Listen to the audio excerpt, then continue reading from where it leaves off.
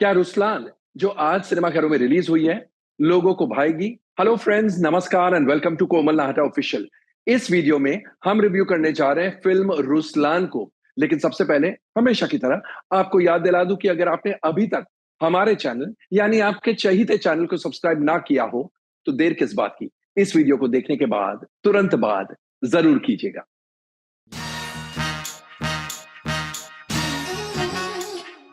Ruslan एक action musical है। ये कहानी है रुस्लान की। Ruslan played by Ayush Sharma. बचपन में ही रुस्लान अनाथ हो जाता है क्योंकि उनके टेररिस्ट फादर को पुलिस मार देती है और उस शूटआउट में उनकी मदर की भी मौत हो जाती है। स्कूल पर एक पुलिस इंस्पेक्टर आते हैं, समीर सिंह प्लेड बाय जगपति बाबू। वो उस बच्चे को गोद ले लेते हैं, यानी Sameer Singh police inspector and his wife Manju adopt Ruslan. तो रुस्लान की परवरिश पुलिस इंस्पेक्टर समीर सिंह के यहाँ होती है। बचपन से ही रुस्लान को म्यूजिक में रुचि थी, म्यूजिक में बहुत ज्यादा दिलचस्पी थी और इसलिए वो बड़ा होकर म्यूजिक टीचर बन जाता है, कॉलेज में म्यूजिक सिखाता है। लेकिन अननोन टू हिज फैमिली, उसकी फैमिली को नहीं पता, वो रॉ के लिए काम भी करता है, रॉ में नौकरी करता है। जैसे मैंने कहा, उसके फादर मदर किसी को नहीं पता, बिकॉज जब आप रॉ में काम करते हैं आप किसी को नहीं बता सकते हैं। रॉ में काम करते करते रुस्लान के सीनियर्स को यह पता चल जाता है कि ये ऑर्डर्स डिसोबे करता है, लेकिन साथ में ये भी पता है कि बहुत ही ब्रेव है, बहुत ही बोल्ड है, बहुत ही ऑनेस्ट है और बहुत ही इंटेग्रिटी वाला आदमी है। इसलिए उनके जो मिसडिमेनर्स है, जो बड़ों की बात नहीं मानना, सीनियर्स की बात नहीं मानना, उसे ओवरलुक करते हैं। ऑफ कोर्स उसे डांट पड़ती है, फटकार पड़ती है, ही इज चाइल्डेड फॉर दैट, लेकिन ultimately he remains a part of raw. Raw में उनकी सीनियर है मंत्रा प्लेड बाय विद्या मालवड़े। वो किसी मिशन में लगे हुए हैं और मिशन सक्सीड करने के लिए उन्हें कुछ जानकारी ऐसी मिलती है कि एक बहुत ही ड्रेडेड टेररिस्ट है कासिम। कासिम को पकड़ना है बिकॉज कासिम के इर्द गिर्द बहुत सी बातें घूम रही है। इस मिशन के दौरान ही रुस्लान पर ब्लेम आता है कि उन्होंने एक इंटरनेशनल बिजनेसमैन, एक बहुत ही बड़े इंटरनेशनल बिजनेसमैन की हत्या की है।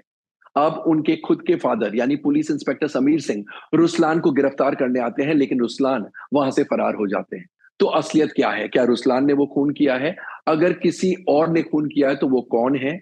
और अंत में क्या कासिम का पता चलता है? कासिम कौन है, क्यों इंडिया से दुश्मनी निभा रहा है, एटसेट्रा एटसेट्रा। सारांश में ये कहानी है। आइए सबसे पहले एनालाइज करते हैं इस फिल्म के स्क्रिप्ट को, यानी कथा, पटकथा और संवादों को। फिल्म की कहानी शिवा ने लिखी है एंड कहानी में कुछ भी नयापन नहीं है। In fact the story is so routine कि वो प्रिटेंड भी नहीं करती है कि कुछ नॉवेल्टी ऑफर करने वाली है व्यूअर्स को। यूनुस सजावल का स्क्रीन प्ले इतना इतना ऑर्डिनरी है कि ऑडियंस को लगता है कि कुछ भी नया नहीं है। There are no high points in the drama at all. एक ही फ्लैट तरीके से ड्रामा चलता है एंड इनफैक्ट ऑडियंस एंगेज नहीं होती है, फोर्स करती है अपने आप को कि एंगेज रहे हम ड्रामा में, क्योंकि जो बातें चल रही है बहुत ही क्लीशेड है, बहुत ही प्रिडिक्टेबल है। जैसे ड्रामा अनफोल्ड होता है आपको एहसास हो जाता है बतौर ऑडियंस कि रुस्लान कुछ भी कर सकता है, जीत रुस्लान की ही होगी। जो उसको करना है, जिस कंट्री में करना है, उसके लिए बाएं हाथ का खेल है। तो ऐसे में आपको लगता है when everything is possible and anything is possible, तो फिर क्या देखे। तो ड्रामा बहुत ही बचकाना है एंड इसलिए कुछ भी देखने में मजा नहीं आता है। कैरेक्टराइजेशंस एकदम यूनिडायमेंशनल है, पूरा ड्रामा यूनिडायमेंशनल है। यानी कैरेक्टराइजेशंस में ऐसी कोई बात नहीं कि आपको लगे ओ वाओ ये पहलू था, कुछ भी ऐसा नहीं है। So the screenplay written by Yunus Sajawal is so ordinary कि आपको ताजुब होता है कि इतने करोड़ों रुपए लगाकर कोई ऐसे ड्रामा पर फिल्म कैसे बना सकता है। मोहित श्रीवास्तव और केविन दवे के संवाद जो है, डायलॉग्स जो है, बहुत ही ऑर्डिनरी है। ये तो ही बात स्क्रिप्ट की। अब एक नजर डालते हैं एक्टर्स के परफॉर्मेंसेस पर। आयुष शर्मा इज अर्नेस्ट, उन्होंने मेहनत बहुत की है, लेकिन उनका एक ही एक्सप्रेशन है हर सीन में, शुरू से अंत तक फिल्म में एक ही एक्सप्रेशन लेकर वो घूमते हैं। फ्रैंकली ये जो रोल है, ये जो किरदार है रुस्लान का, it was meant for an actor with a very starry image. कोई बड़े स्टार के लिए ये रोल लिखा गया था, लेकिन आयुष शर्मा में वो स्टार वाली बात अब तक है नहीं, इसलिए भी वो अपनी छाप या अपना एक बहुत ही बड़ा इंप्रेशन छोड़ नहीं पाते हैं ऑडियंस पर।